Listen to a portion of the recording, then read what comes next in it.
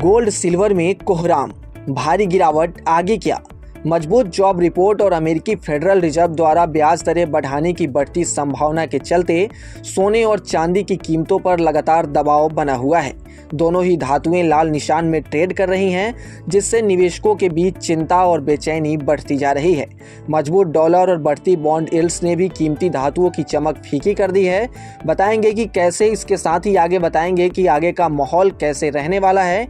लेकिन उससे पहले चलिए जान लेते हैं आज देश में 18 कैरेट, 22 कैरेट और 24 कैरेट गोल्ड का ताज़ा रेट क्या है। तो आज एमसीएक्स पर गोल्ड और सिल्वर में बड़ी गिरावट देखने को मिल रही है। एमसीएक्स पर गोल्ड 5 अगस्त कॉन्ट्रैक्ट अपने पिछले क्लोज से 1417 रुपए की गिरावट के साथ 1,54,177 रुपए प्रति 10 ग्राम पर ओपन हुआ।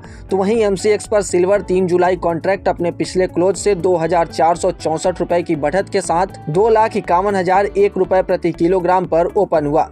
हालांकि बाद में सिल्वर में जोरदार गिरावट देखी गई और सिल्वर करीब 10,000 रुपए प्रति किलोग्राम तक सस्ती हो गई।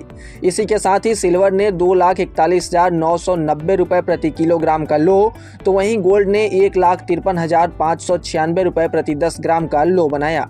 अब अगर स्पॉट मार्केट की बात करें तो यहाँ भी गोल्ड और सिल्वर में गिरावट देखने को मिल रही है। 24 कैरेट सोने की कीमत 104 रुपए गिरकर 15,169 रुपए प्रति ग्राम। वहीं 22 कैरेट सोने की कीमत 95 रुपए की गिरावट के साथ 13,905 रुपए प्रति ग्राम और 18 कैरेट सोने की कीमत 78 रुपए की गिरावट के साथ 11,377 रुपए प्रति ग्राम पर पहुंच गई है। अब अगर चांदी की बात करें तो इसमें भी भारी गिरावट देखी जा रही है और चांदी की कीमत करीब 5,000 रुपए टूटकर 2,60,000 रुपए प्रति किलोग्राम की स्तर पर पहुंच गई है।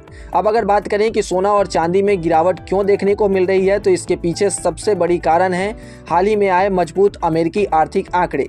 ताज़ा रोजगार रिपोर्ट ने यह संकेत दिया है कि अमेरिका की अर्थव्यवस्था अभी भी काफी मजबूत स्थिति में बनी हुई है। जब अर्थव्यवस्था मजबूत रहती है तो अमेरिकी फेडरल रिजर्व पर यह दबाव बढ़ जाता है कि वह ब्याज दरों को ऊंचा बनाए रखे या फिर से बढ़ाने पर विचार करे। जब भी बाजार में ब्याज दरें बढ़ने की उम्मीद बनती है तो इसका सीधा असर वैश्विक वित्तीय सिस्टम पर पड़ता है। ऊंची ब्याज दरों के माहौल में डॉलर मजबूत होने लगता है और अमेरिकी बॉन्ड यील्ड्स में भी तेजी देखने को मिलती है। इस स्थिति में निवेशकों के लिए सुरक्षित माने जाने वाले एसेट्स जैसे सोना और चांदी कम आकर्षक हो जाते हैं, क्योंकि ये कोई ब्याज या रिटर्न नहीं देते। यही वजह है कि ऐसे समय में निवेशक सोने चांदी से अपना पैसा निकालकर उन एसेट्स की तरफ शिफ्ट होते हैं जहां उन्हें बेहतर रिटर्न मिलने की संभावना होती है। इससे कीमती धातुओं पर दबाव और बढ़ जाता है और कीमतों में गिरावट देखने को मिलती है। इसके अलावा मजबूत डॉलर भी सोने और चांदी की कीमतों पर निगेटिव असर डालता है, क्योंकि जब डॉलर मजबूत होता है तो अंतर्राष्ट्रीय बाजार में सोना और चांदी खरीदना महंगा हो जाता है, जिससे उनकी डिमांड कम होने लगती है। डिमांड घटने का सीधा असर कीमतों पर पड़ता है और वे नीचे आने लगती है। कुल मिलाकर जब तक अमेरिकी फेडरल रिजर्व अपनी सख्त मौद्रिक नीति पर कायम रहता है और आर्थिक डेटा लगातार मजबूत आता रहता है, तब तक सोने और चांदी जैसी कीमती धातुओं पर दबाव बना रह सकता है।